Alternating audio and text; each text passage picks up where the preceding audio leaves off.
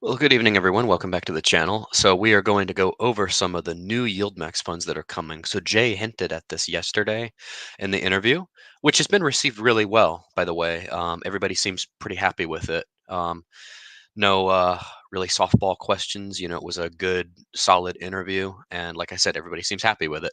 So we'll try to probably do a live show tonight to discuss it further. But for this video, I want to discuss there's at least six or so new funds coming that have actually been filed with the SEC. So hopefully, we'll break some news here. There is also some inverse funds coming that I don't know if those have fully been announced yet, but there will be inverse funds, I believe, on stocks like Tesla. So that's good news. Maybe that should have come sooner, given how Tesla has dropped. But nonetheless, let's go into it and let's see. I believe, yes, I have it open right here. Okay, so we're going to look over the SEC filing, and this is what we have here for what they have filed for. There's no tickers yet, but obviously when it becomes public, the ticker will be announced. So the ones that don't currently exist right now, it looks like we've got Disney and JP Morgan, Moderna, these all exist, Microsoft, PayPal, Adobe. It appears that Adobe is still on the docket.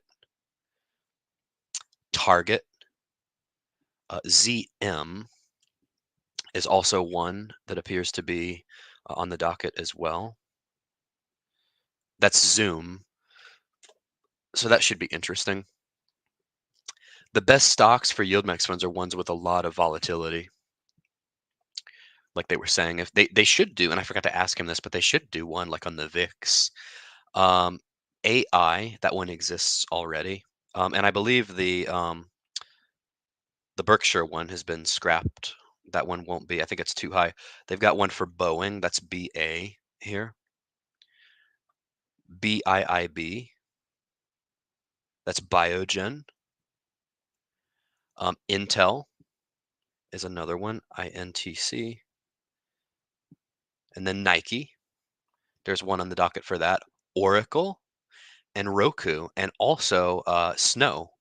That was a company that was doing really well in 2021 before the big crash. We're still, ooh, you know what? We actually fell off quite a bit. If you look at Snow stock since February 27th, they must have missed earnings or something. Because if we go back, so 2021, they were at almost $400 a share, fell all the way down to 122, came back to 197. It's been a volatile one for sure. This could be a good one for a YieldMax fund. And then we went on a tear from October 30th to February 5th. This one could actually be, like I'm saying, a good one for a call option. We'll have to look at that one. Okay, so those are the ones that we've got here. Roku could be a really good one. Snow, Oracle, Nike, Intel, Biogen, Boeing. We've already got the one for AI, unless that's a different one. That one, the AI one, already went public. These, like I said, these are the ones that have had SEC filings. And then we've got Target and then Adobe. So how many is that? Aside from AI, which is already public, we've got 1, 2, 3, 4, 5, 6, 7, 8, 9, 10. So 10 of them. I said 6. And there's also some inverse funds planned as well. Let me check comments here. No comments. Anyway, so yeah, those are going to be the ones that, we'll see when they go public. But right now, those have been filed for. They also hinted at doing one similar to the SPYT yesterday, which he mentioned. And he also mentioned doing one with a lower yield and more principal preservation. So let me know if anyone has any questions or comments on this. Let me zoom back out so we can just see it again here. These are all of them. Snow, Roku, Oracle, Nike, Intel, Biogen, Boeing. Of course, AI is already public. And then we've got Zoom, Target, and Adobe. These other ones already exist. So anyway, that is that. that is the gist of it. While we're at it, I want to go over ULTI's holdings again because I had a question come in about that.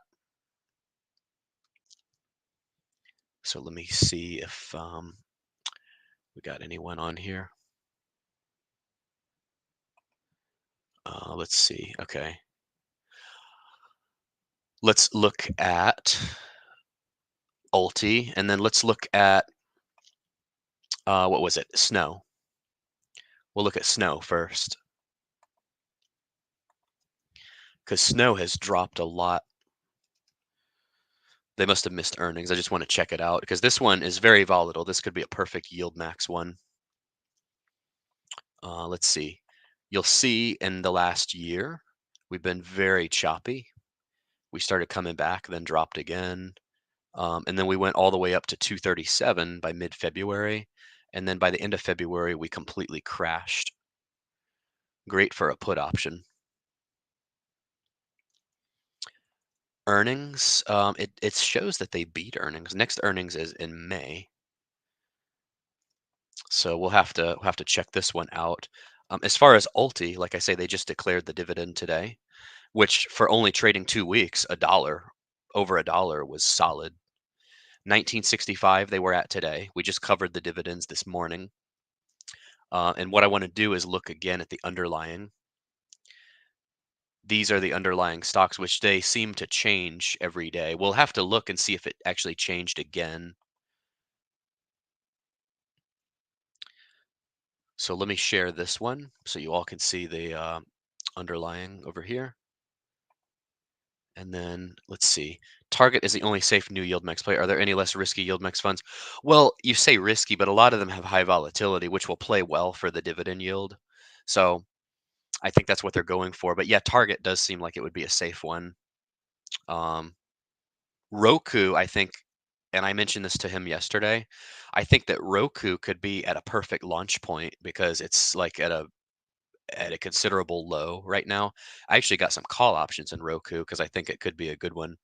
So hopefully they launch these within the next couple months, and then once we have some new news, new funds launched, we'll have them back on in the next couple months or so.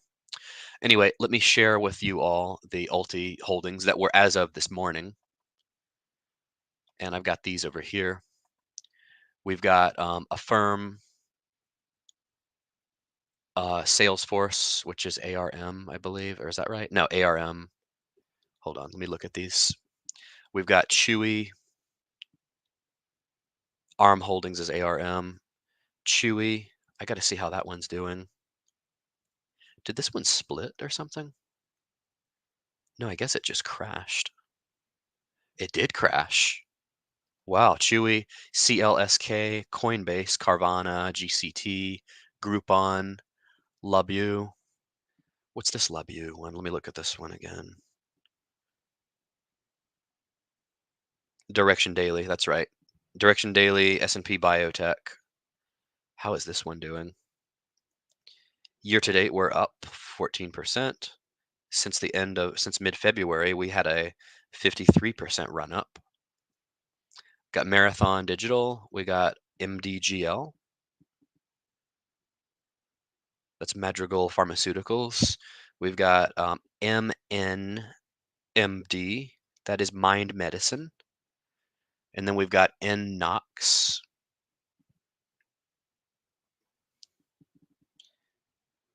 NNOX is NanoX Imaging. We've got Riley. We've got Root, SMCI, SNDX, Syndax Pharmaceuticals, and then Soundhound, which is actually doing really well. I'm actually glad I got into that one. So that's how we're looking there as far as positions in ULTI. And I think, like Jay said, they turn them over daily. So we'll look again by tomorrow and see if anything changed. Real quick, I'll just go look now on their website. They're pretty transparent, actually, about what they hold. If you all don't know how to do this, I'll show you real quick how to go in here and see the holdings. So you go to the YieldMax site, you click on Fund to Funds, you get ULTI, which is right here. Of course, they just announced their first dividend today. and there's info on the NAV and whatnot, fee waiver. And here is the holdings right here. And to see them all, you can download the spreadsheet. So far, it doesn't look like anything has changed as of this morning, or maybe they didn't update it. But I believe he said they're updating it daily. So, all right, you all. That's all I wanted to cover in this one. Like, comment, and subscribe if you haven't already. And we will see you all, and also join the Discord, and we will see you all soon. Thanks so much. Take care. Bye.